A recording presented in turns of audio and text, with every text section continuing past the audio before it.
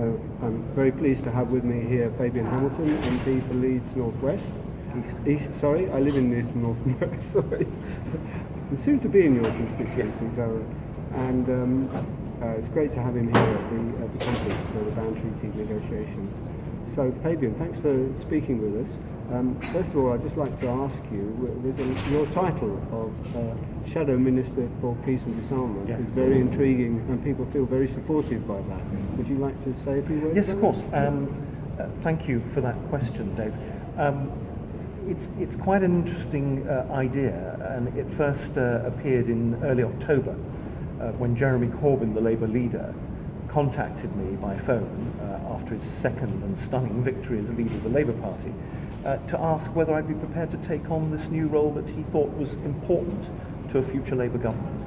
And it is his intention to create, if we win, and we are the government of the day, a cabinet level post for peace and disarmament that cuts across between defence and foreign policy.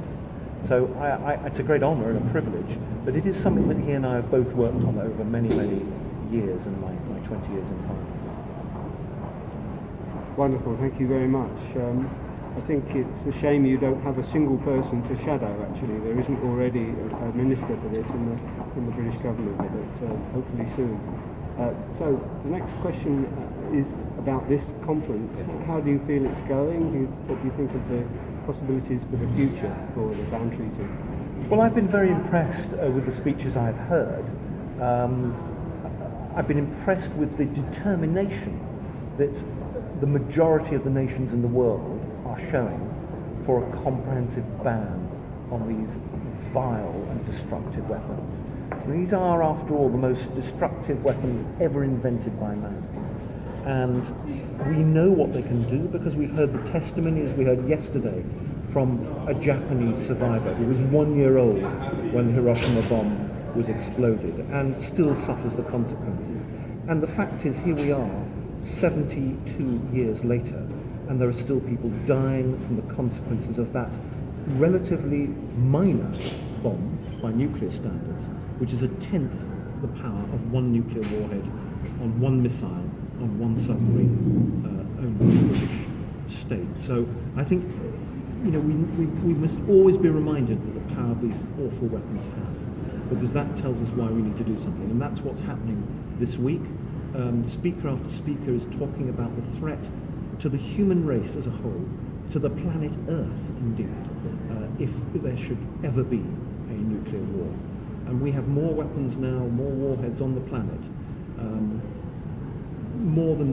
certainly more than anybody could ever want if they wanted these things, but enough to destroy the Earth probably several thousand times over, is my guess.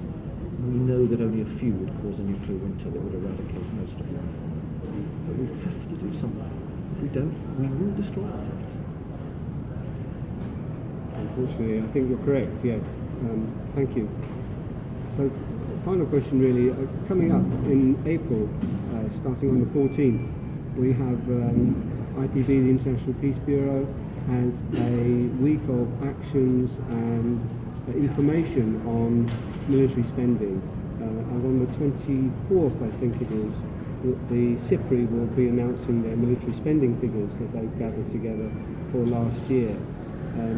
I wonder how you feel about the cost of these, not just nuclear weapons, but other military spending around the world, and in particular in Britain. But as you know, I'm sure the world spends $1.8 trillion on weapons and on the military.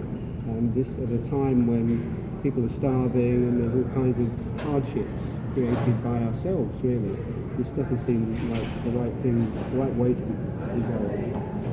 Yeah, I think that is a good point. I mean, we are, by virtue of our membership of NATO, of course, committed to spending 2% of our gross domestic product on the military.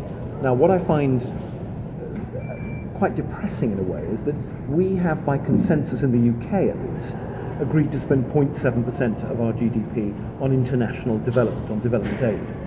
Now, I went in January to the Azraq refugee camp in northeast Jordan, and I saw for myself the effect that conflict has on the majority of innocent people, civilians, male, female, children, who have fled the violence and the destruction in places like Aleppo.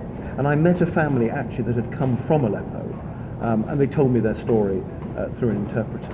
Now, we are paying, and the British government paid £250 million last year just towards Jordan, actually, to make sure that Jordan was supported and could support the refugees, the millions of refugees that have come to its country through the borders with Syria. But this is a direct result of the conflict that is fueled by military spending, by money spent on small arms, on bombs, on destructive weaponry. Now, I am not a pacifist, so I believe that we need to defend ourselves from attack and aggression by others. And obviously, people may disagree with this, but I do think we should have a standing army, and we should have the means by which we defend ourselves. But that is different from producing the weapons we need for defensive purposes to having a thriving industry on which hundreds of thousands of jobs depend by exporting those weapons abroad. And I think we're the second or third largest weapons exporter. And to me, that fuels the kind of violence we see. More people in Africa die every single day as a result of small arms fire than malaria and AIDS put together.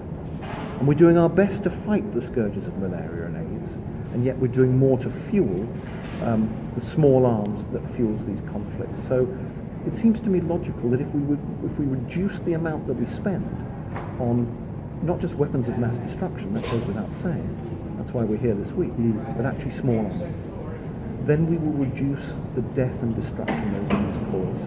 Because in the wrong hands, we've seen what they can do. It's ever present around us.